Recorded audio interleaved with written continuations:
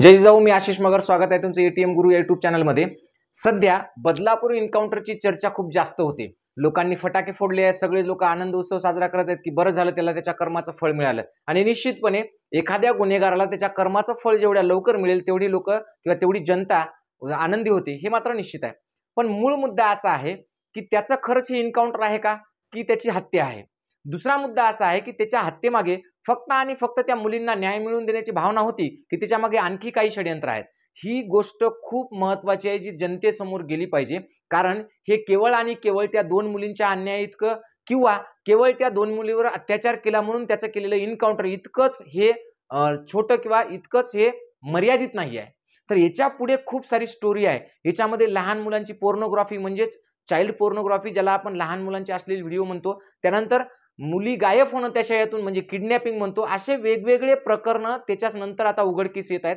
त्याच्यामुळे व्हिडिओ शेवटपर्यंत पाहणं सगळ्यात महत्त्वाचं। म्हणजे जर समजा तुम्ही अजूनही माझ्या एटीएम गुरु या चॅनलला सबस्क्राइब केलं नसेल तर ते पहिले करून घ्या। बघा, मूळ मुद्दा असा आहे की कोर्टामध्ये जेव्हा या एन्काउंटर बद्दल कोर्टामध्ये जेव्हा विचारणा झाली तेव्हा कोर्टाने स्पष्टपणे पोलिसांना काही प्रश्न विचारले, ज्याच्यामधून कोर्टाने स्पष्टपणे सांगून टाकले की हे एन्काउंटर नाही, एन्काउंटर वेगळं असतं। म्हणजे गोळी डोक्यात का मारली, 3 गोळ्या मारल्या तर 1 गोळी कुठे गेली, त्याचबरोबर तुम्ही 4 जण असताना तो तुम्हाला आवरला कसा नाही, किंवा तुम्ही त्याला काबूत कसे करू शकले नाही, तुम्ही पायावर गोळ्या का मारल्या नाही, असे वेगवेगळे प्रश्न कोर्टाने विचारले आणि स्पष्टपणे सांगितले की हे एन्काउंटर नाहीये, एन्काउंटर वेगळं असतं। आता या गोष्टीचा सुद्धा सरकारनं खूप फायदा घेतला आणि असं दाखवण्याचा प्रयत्न केला की हे नियमात नसताना सुद्धा किंवा एन्काउंटर नसताना सुद्धा आम्ही मुद्दामूनच त्याला संपवलं किंवा मुद्दामूनच आम्ही न्याय केला, अशा बाबतीतली एक भावना लोकांमध्ये पसरवायला शासनानं सुरुवात केली किंवा याचा फायदा घ्यायला सुरुवात केली, अशी सगळीकडे चर्चा आहे।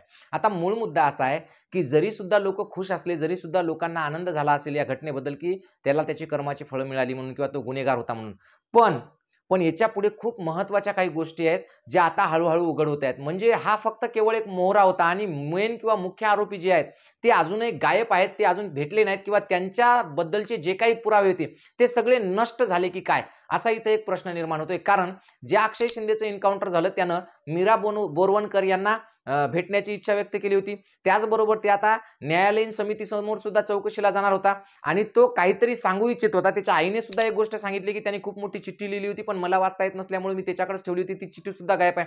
म्हणजे एकंदरीत या घटनेच्या मागे जे काही आहे ते आता उघड होणार होतं आणि ते उघड झाल्यानंतर त्याच्यामध्ये कोण अडकलं असतं आणि मग ते अडकू नये म्हणून एवढं सगळं घडलं की काय, अशी इथं शंका निर्माण होते। कारण ही घटना घडली, एन्काउंटर घडलं, या सगळ्या गोष्टींकडे कोणाचंही लक्ष नसताना एक गोष्ट किंवा एक न्यायालयामध्ये एक तक्रार गेलेली आहे आणि ती तक्रार अशी आहे की त्या शाळेमध्ये म्हणजे ज्या शाळेमध्ये बदलापूरची जी शाळा आहे या शाळेमध्ये चाइल्ड पोर्नोग्राफी होते। चाइल्ड पोर्नोग्राफी म्हणजे काय, तर लहान मुलींचे अश्लील व्हिडिओ तयार केले जातात किंवा त्यांच्यासोबत काही लैंगिक दुष्कृत्य करत असतानाचे अश्लील व्हिडिओ तयार केले जातात आणि हे व्हिडिओ तयार केले जातात, ही गोष्ट बाहेर येऊ नये म्हणून तर कदाचित या अक्षय शिंदेचं एन्काउंटर झालं नसावं, असा एक प्रश्न निर्माण होतो। कारण काय माहितीये का, की जरी समजा अक्षय शिंदेने त्या दोघींवर अत्याचार केला असला तरी तो अत्याचार फक्त त्याच्या विकृत मानसिकतेतून झाला की त्याच्या मागे काहीतरी आहे की जेणेकरून त्या मुलींचे व्हिडिओ तयार करायचे होते किंवा असं काय होतं, हे सगळं सुद्धा आता समोर आलं पाहिजे। कारण स्वतः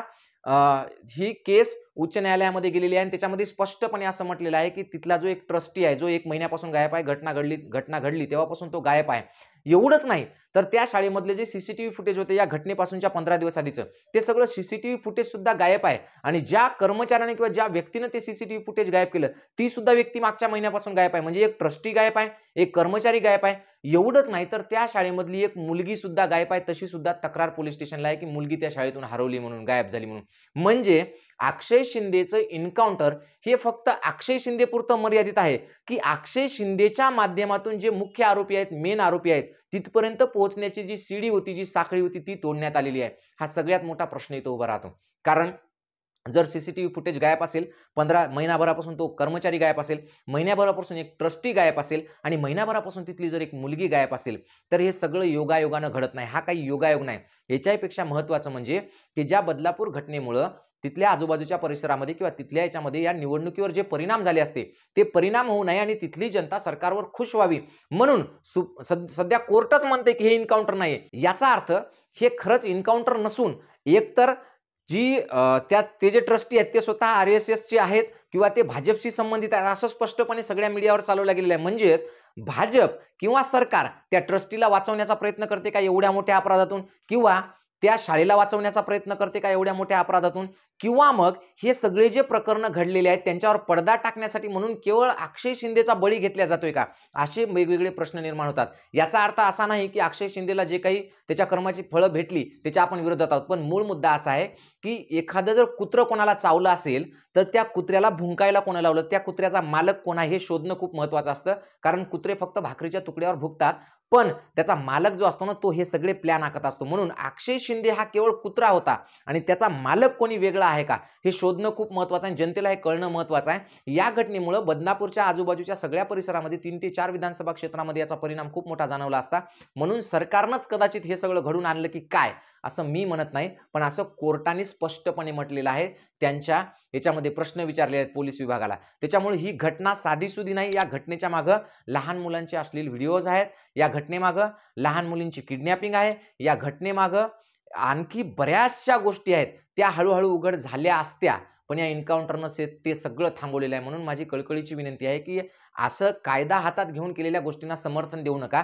उद्या तुमच्या माझ्यापैकी कोणताही एखादी व्यक्ती असू शकतो की ज्याचा कोणताही दोष असू शकत नाही, त्याच्यावर कोणते फक्त चुकीचे आरोप लावले म्हणून सुद्धा जर त्याचं एन्काउंटर केलं तर आपण पुन्हा एकदा त्या एन्काउंटरचं समंतर करणार आणि एखादा निष्पाप माणूस त्याच्यामध्ये गोवला जाणार. याचा अर्थ असा नाही की अक्षय शिंदे निष्पाप होता. अक्षय शिंदे पापीच होता, त्याने स्वतः त्याच्या गुन्ह्याची कबुली दिली होती, त्याच्याबद्दल तो मेला त्याच्याबद्दल आपल्याला कळवळा नाही.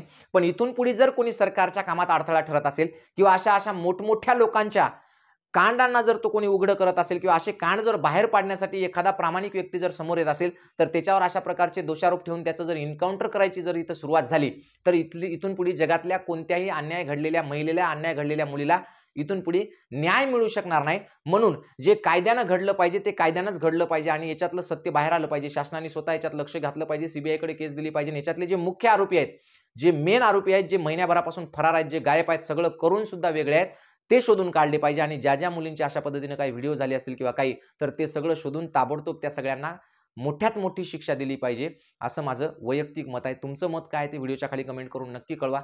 थांबतो. जय जिजाऊ, जय शिवराय.